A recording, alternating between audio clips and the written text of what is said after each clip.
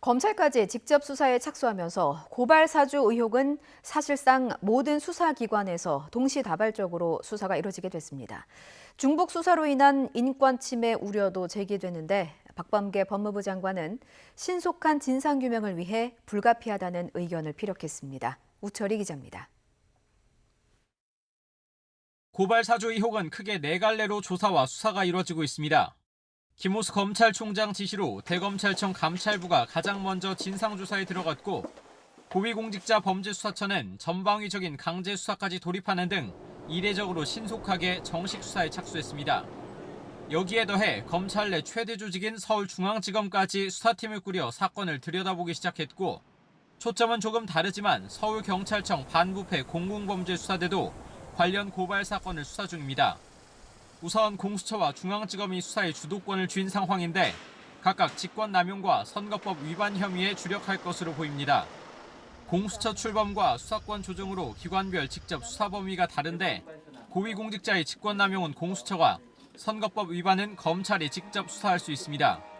공수처와 검찰은 온도차는 있지만 기본적으로 협조와 협력에 방점을 찍고 있습니다.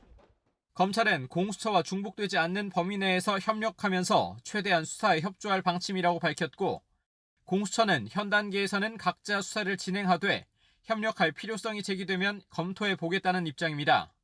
문제는 공수처와 검찰이 적용하는 죄명은 서로 달라도 진상 확인이 필요한 고발 사주 의혹의 사실관계가 같다는 점입니다. 수사 초기 강제수사나 소환조사 대상이 겹치는 등 비인권적 중복수사라는 비판이 뒤따를 수밖에 없는 이유입니다. 하지만 신속한 진상규명을 위해 어쩔 수 없다는 반론도 있습니다. 박범계 법무부 장관은 신속한 진상규명이란 측면에서 중앙지검 수사가 불가피한 면이 있다면서 수사 중복과 혼선 여부는 걱정하지 않아도 된다고 강조했습니다.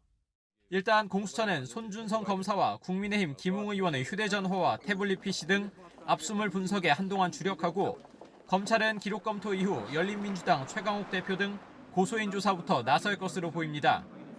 다만 같은 사건을 여러 수사기관이 동시에 수사하는 것 자체가 유례가 없는 만큼 추석 연휴 이후엔 상황이 어느 정도 정리될 수 있다는 관측도 나오고 있습니다. YTN 우철입니다.